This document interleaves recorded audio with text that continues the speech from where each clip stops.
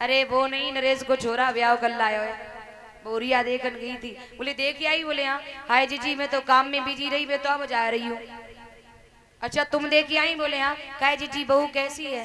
अबे का बोली बहू बहुत सुंदर है, देखन में रंग रूप की ठीक ठाक है, कुल मिलाई की लंबाई ठीक है, बहुत अच्छी है, लेकिन ऐसो लगता है कि बहू की बीच में थोड़ी सी नाक भी जगी हुई है। एक बोली चल नाक तो कहीं तक सही है, बोली फिर सही से नहीं देख पाया हो तूने, नाक तो कहीं तक सही है, ऐसो लगत है कि बहुरी आगे दांतन की बत्ती सी थोड़ी सी बाहर को निकली हुई है, हैं? मतलब ये नहीं कह सकती बहू बहुत सुंदर है, अगर ये कह दिया ना बहू बहुत सुंदर है तो बाद में लेकिन किंतु परंतु अगर मगर जरूर लगाएंगे। बोले बहू बहुत सुंदर है लेकिन ऐसो लगाता है थोड़ी लंबाई कम है छोरी की, हैं? अच्छा फिर बाबा क्यों लिख रहे हैं कि रंग भूमि जब सी पगुधारी मोहे देख सकल नर नारी। प्यारे सुनिए, एक चौपाई के अर्थ अनेक हैं। रंग भूमि जब सी पगुधारी, रंग भूमि में सी सीता ने, पगुधारी भगवान श्री राम ने। जब से नार अहिल्या तारी तब से गुरु ने नाम धरो पगुधारी। पगुधारी भगवान श्री राम को देखकर नारियां और सीता को देखकर नर मोहित हो गए। वाह क्या जोड़ा है। तब बाबा ने लिखा है, अब सीता जी बरमाना लेके आगे को बढ़ी। अब लल्ला की उम्र 14 वर्ष की और लल्ली की उम्र 5.5 वर्ष की। क्यों है कि पति महाराज आजकल कोई इतने डिफरेंस वाले छोरा से भाई छोरी की शादी करेगा? क्यों? कहां 5.5 और कहां 14 करेगा कोई?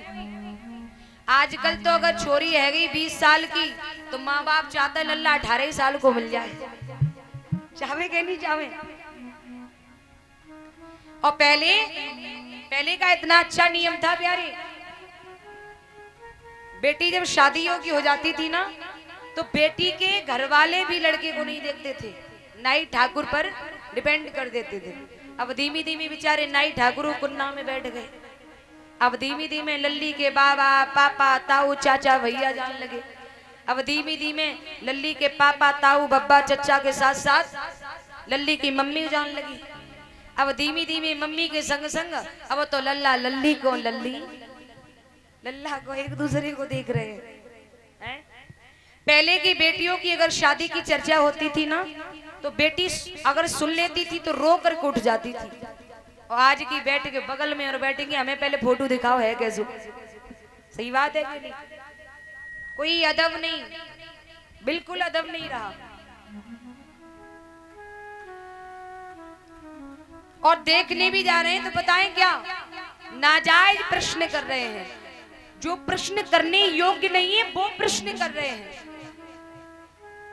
एक गांव में एक छोरी देखने वाले गए, माता हो, एक गांव में एक छोरी देखने वाले गए।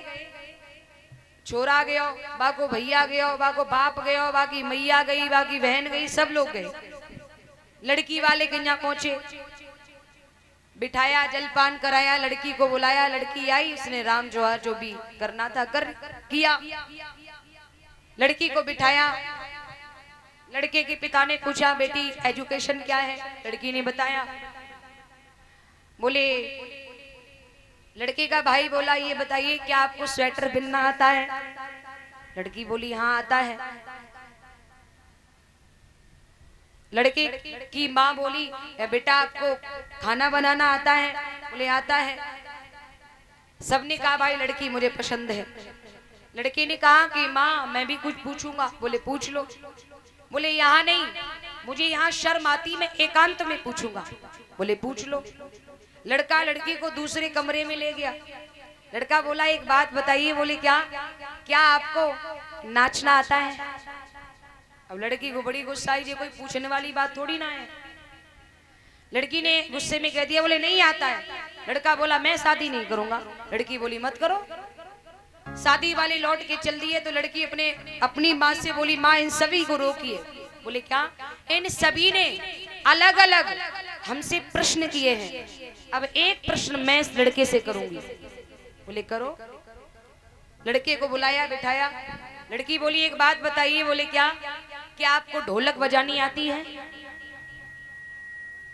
लड़का बोला पागल है क्या, मैं ढोलक क्यों बजाऊंगा? लड़की बोली बेवकूफ, जब नाचूंगी मैं तो ढोलक बजाने तेरा बाप आएगा क्या?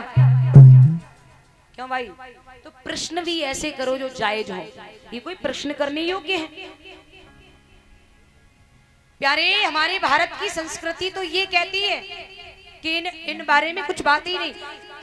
हमने कभी ये नहीं पूछा। हम लोग लड़का देखने जाते हैं, लड़की देखने जाते हैं, हमने कभी ये नहीं पूछा होगा बेटा आपको रामायण जी की कुछ चौपाइयां आती हैं क्या?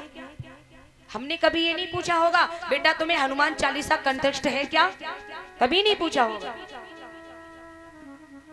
हाँ, एक नई और वो चली है, छोरा छोरी को देख रही है, छोरी छोरा को देख रही है, और जब पसंद है गए तो लल्ला ने लल्ली को मोबाइल दे दियो, और लल्ला नहीं दे पाए तो लल्ली ने लल्ला को दे दियो। आज ये रिश्तों में दरार जो हो रही है ना, सबसे बड़ा कारण यही है, सबसे बड़ा कारण।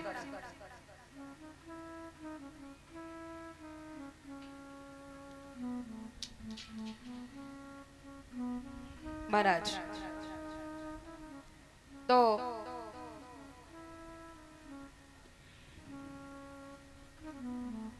सीता जी आगे बड़ी बरमाला लेके